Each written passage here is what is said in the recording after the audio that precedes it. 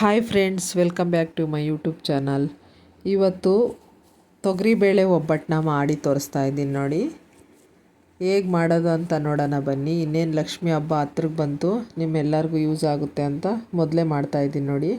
ಇಲ್ಲಿ ಮೈದಾ ಹಿಟ್ಟನ್ನ 2 ಕಪ್ ತಗೊತಾ ಇದ್ದೀನಿ. ಒಂದು ಅಗಲವಾಗಿರೋ ಪಾತ್ರೆ ತಗೊಂಡು ಈ ಥರ ಹಸಿಟ್ಟು ಹಾಕ್ಕೊಂಡು ಚೆನ್ನಾಗಿ ಕಲಿಸ್ಕೋಬೇಕು ನೋಡಿ.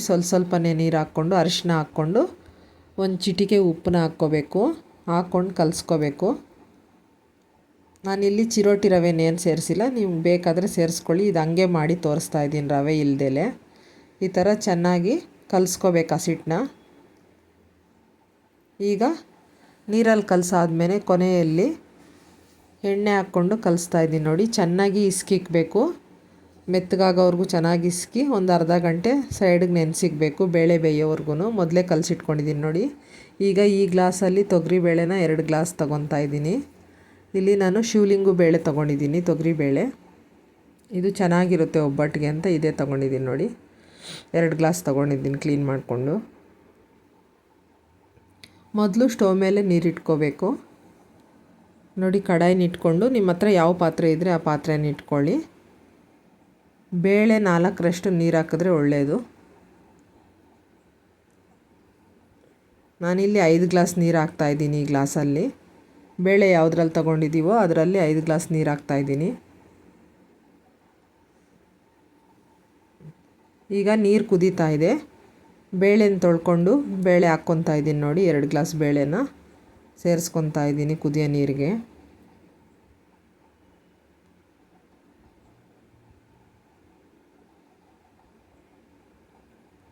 ಇದು ಚೆನ್ನಾಗಿ ಬೇಯಿಸ್ಕೋಬೇಕು.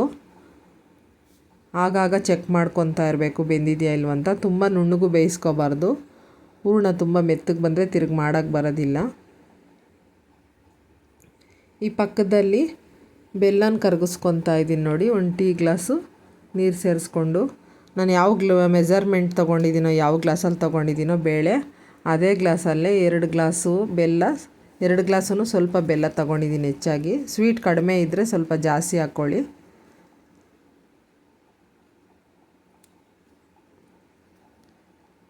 ಇಲ್ಲಿ ನಾನು ತೊಗೊಂಡಿರೋಂತಹ ಬೆಲ್ಲ ಸ್ವಲ್ಪ ಕಡಿಮೆ ಇದೆ ಸ್ವೀಟ್, ಆದ್ದರಿಂದ 2 ಗ್ಲಾಸೂ ಸ್ವಲ್ಪ ಹಾಕ್ಕೊತಾ ಇದ್ದೀನಿ. 2 ಗ್ಲಾಸ್ಗೆ 2 ಗ್ಲಾಸ್ ಹಾಕ್ಕೊಳ್ಳಿ, ಬೆಲ್ಲನೂ ಚೆನ್ನಾಗಿರುತ್ತೆ, ಸ್ವೀಟ್ ಕರೆಕ್ಟಾಗಿ ಆಗುತ್ತೆ. ಈಗ ನೋಡಿ ಬೇಳೆ ಬೆಂದಿದೆ.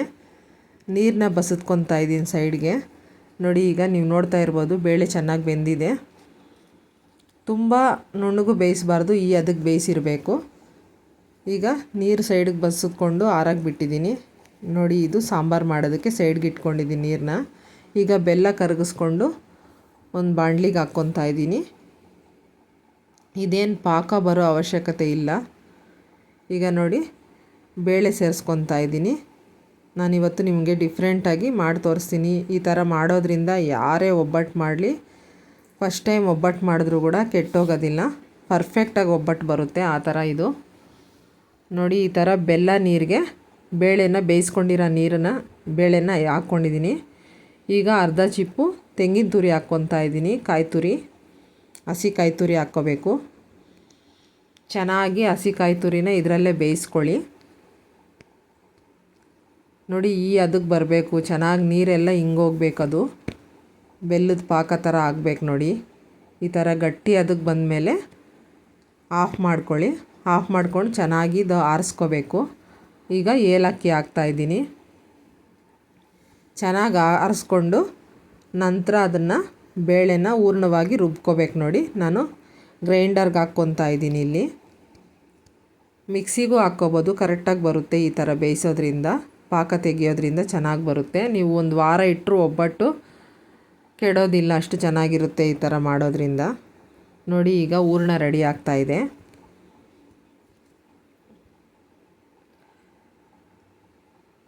ಇದು ಒಂದು 30 ಒಬ್ಬಟ್ಟು ಆಗುತ್ತೆ ನಾನು ಮಾಡ್ತಾಯಿರೋ ಮೆಜರ್ಮೆಂಟಲ್ಲಿ.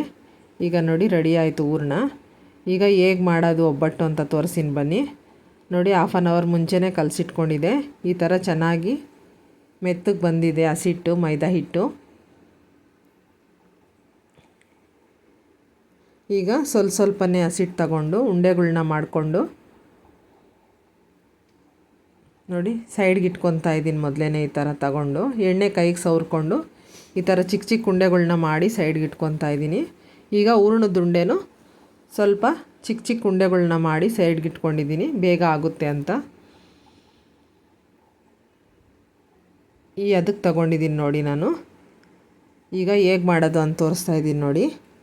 ಮೊದಲು ಈ ಥರ ಅಗಲವಾಗಿ ಎಳ್ಕೋಬೇಕು ಇದನ್ನು, ಮೈದಾ ಹಿಟ್ಟನ್ನ ಮತ್ತು ಹೂರ್ಣನ ಸೇರಿಸ್ಕೊಂಡು ಈ ಥರ ಮುಚ್ಕೋಬೇಕು. ಇದನ್ನು ಮುಚ್ಕೊಂಡು ರೌಂಡಾಗಿ ಬಾಲ್ ಟೈಪ್ ಮಾಡ್ಕೋಬೇಕು.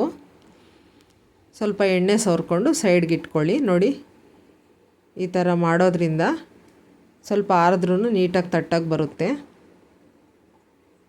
ಎಲ್ಲ ಉಂಡೆಗಳ್ನು ಈ ಥರ ಮಾಡ್ಕೋಬೇಕು.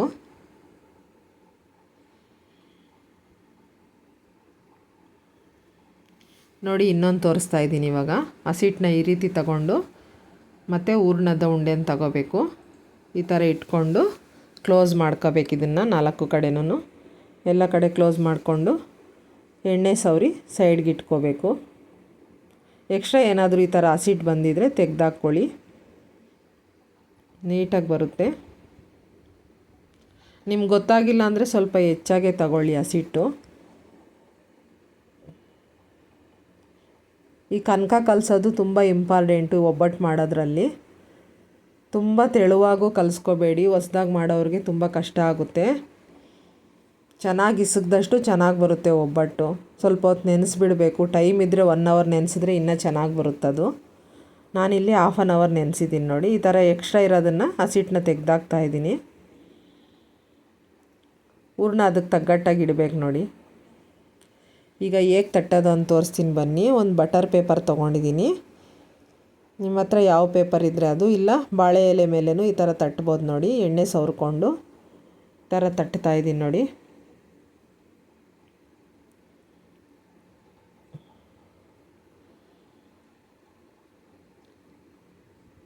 ಈಗ ತಾವ ಇಟ್ಕೊಂಡಿದ್ದೀನಿ ಸ್ಟವ್ ಮೇಲೆ, ಬಿಸಿ ಆಗಿದೆ. ಈ ಥರ ಎಣ್ಣೆ ಹಚ್ಕೊಂಡು ನಂತರ ಈ ಥರ ಆಗಬೇಕು ನೋಡಿ ಒಬ್ಬಟ್ಟನ್ನ.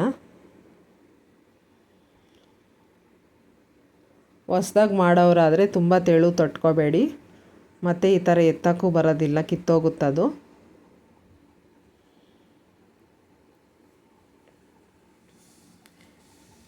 ನೋಡಿ ಈಗ ಚಪಾತಿ ಒಸಿತೀವಲ್ಲ ಆ ಕಡ್ಡಿಯಲ್ಲಿ ತೋರಿಸ್ತಾ ಇದ್ದೀನಿ ಆ ಥರ ಅಂಥೇಳಿ.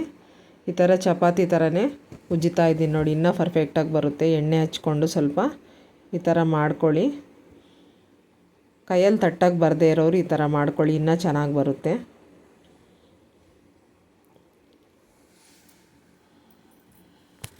ನೋಡಿರಿ, 2 ಕಡೆ ಈ ಥರ ಸುಟ್ಕೋಬೇಕು ಒಬ್ಬಟ್ಟನ್ನ.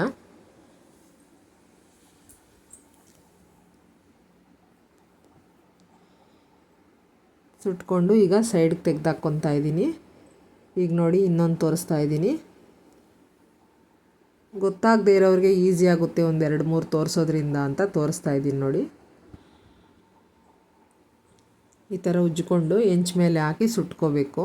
2 ಕಡೆ ಸುಟ್ಕೊಂಡು ತೆಗೆದಾಕ್ಬೇಕು ನೋಡಿ. ಚೆನ್ನಾಗಿ ಸುಟ್ಟರೆ 3-4 ದಿನ ಏನೂ ಆಗೋದಿಲ್ಲ, ಕೆಡೋದಿಲ್ಲ.